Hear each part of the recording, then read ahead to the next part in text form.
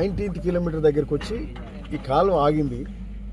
ఈ కాలువ ఈ 5 కిలోమీటర్స్ స్ట్రెచ్ చేస్తే ఇక్కడ అనంతారం చెరువు, అంటే ఫస్ట్ వడపర్తి చెరువు, అక్కడికి వెళ్ళి అనంతారంలో 2-3 చెరువులు 2-3 క్వింటాలు కానీ, అట్లనే తాజ్పూర్ కానీ, ఆడికి వెళ్ళి హన్మపురం చెరువు, అట్లనే భువనగిరి చెరువులకు కూడా ఈ నీటి వసతి బాగా అవుతుంది. చెరువులు ఇమ్మీడియట్గా నింపుకోవడానికి ఆస్కారం ఉంటుంది. సో ఈ అట్లే వడపర్తి కత్వ, అట్లకెళ్ళి భువనగిరి, అనాజ్పురం, అటు అట్లనే తుకాపురం, గౌస్ నగర్ ఆ బెల్ట్ అంతా పోతాయి. సో అట్లా ఆస్కారం ఉన్నది. మరి అట్లనే ఏంటంటే వడపర్తి కత్వకి వెళ్ళి అటు బీబీనార్ చెరువు కూడా పోతాయి. సో అట్లా ఇది ఈ బెల్ట్ అంతా కూడా సస్యశ్యామలం కావడానికి ఈ కాలువ మీద ఆధారపడి ఉన్నది. సరే, అటు మనం బసవ ప్రాజెక్టు కూడా ఆ రాగిరి దగ్గర రోడ్ కటింగ్ అవన్నీ కూడా కంప్లీట్ చేస్తున్నాం. దాని కూడా టెండర్లు పిలుస్తున్నాం. సో అది అయిపోతే ఆ రోడ్ కటింగ్ అయితే అట్లే ఆ నాగిరెడ్డిపల్లి దగ్గర రోడ్ కటింగ్ అయితే అక్కడ కొన్ని ఓటీస్ ఉంటాయి. ఏదైతే మెయిన్ కెనాల్ చిట్యాల వరకు పోతుంది అది. సో ఆ కెనాల్ కూడా కంప్లీట్ చేయడానికి ఇరిగేషన్ మినిస్టర్ ఉత్తమ్ కుమార్ రెడ్డి గారు ఒకటి మరొక్కసారి మనం రివ్యూలు పెట్టుకొని ఉత్తమ్ కుమార్ రెడ్డి గారు ఇరిగేషన్ శాఖ మంత్రులు మనకు సంబంధించి బునియాది కానీ పిలాయిపల్లి ధర్మాడి కాలువలకు 500 కోట్ల రూపాయలు కూడా శాంక్షన్ చేసిండ్రు. బునియాది కానీ కాలువలో టెండర్ పిలవడం కూడా జరిగింది. ఆ వర్క్ త్వరలో స్టార్ట్ కాబోతుంది. పిలాయిపల్లి ధర్మాడి కాలువలు కూడా తొందరగా టెండర్ పిలుస్తారు, శాంక్షన్ అయినాయి అవి కూడా. ఈ బసవాపురం కూడా పూర్తి స్థాయిలో, ఎందుకంటే బసవాపురం 2000 కోట్లు పెట్టి కింద కెనాల్స్ కాకపోతే లాభం లేదు. సో ఆ కెనాల్స్, ఆ కెనాల్ కటింగ్స్, రోడ్ కటింగ్స్ అన్నీ చేసుకొని వాటికి సంబంధించిన ఓటీలు అట్లా డిస్ట్రిబ్యూటీలు చేసుకుంటే ఈ ప్రాంతం అంతా కూడా భువనగిరిలో ఎకరం మిగలకుండా కాస్త అవుతుంది. సో అట్లాంటి పరిస్థితి వస్తుంది.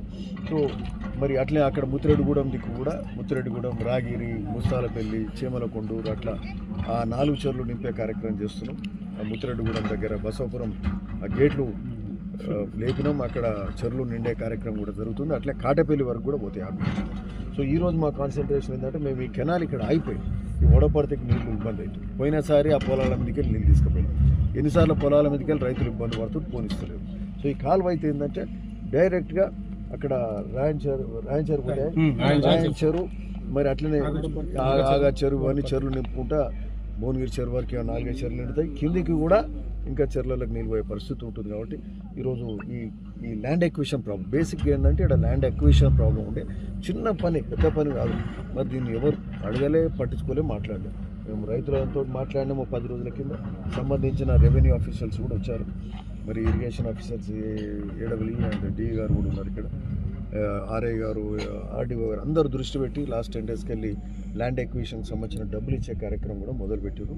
మరి ఈ ల్యాండ్ ఎక్విజిషన్ డబ్బులు ఇస్తే రైతులు దాన్ని మీరు కాలువ చేసుకోవచ్చు అని చెప్పారు. ఆ కాలువ కటింగ్ కూడా స్టార్ట్ అయింది. ఇప్పుడు మీరు చూడవచ్చు. సో తొందరగా 2-3 రోజులు అవుతుంది. కానీ ఇంకా కూడా మధ్యలో కొన్ని ప్యాకెట్స్ ఇబ్బందులు ఉన్నాయి ఇక్కడ, ఎందుకంటే ఆడ బ్యాంకింగ్ చేయాలి 18 కిలోమీటర్లు. సో ఇప్పుడు చెప్తా ఉన్నారు ఆడ కూడా కొంత ఇష్యూ ఉన్నదని.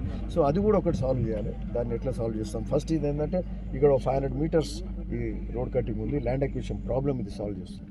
బట్ దీనికంటే పైన ఇంకా 18th కిలోమీటర్ దగ్గర 500 మీటర్స్ 2 స్ట్రెచ్లలో ఉన్నది. అంటే బ్యాంకింగ్ చేయాలి. డౌన్ ఉంది, అది మట్టి లేపి ఆ మట్టి మీదకి వెళ్ళి ఆ లెవెల్, అప్పుడు లెవెల్ కలుస్తుంది, నీళ్ళు ఇటు వస్తాయి. సో అది కూడా చేసుకోవాలి. అది కొంత కాంప్లికేటెడ్ ఇష్యూ. ఎనీవే ఇవన్నీ కూడా ఎందుకంటే రైతులు ఆగేటట్టు లేరు కాబట్టి దాని మీద పూర్తిగా కాన్సన్ట్రేట్ చేసి ఈ పనులన్నీ కూడా త్వరలో కంప్లీట్ చేసుకుంటాం.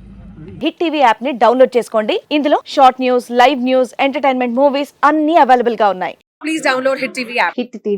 హిట్ టీవీ యాప్ ని ఫ్రీగా డౌన్లోడ్ చేసుకోండి.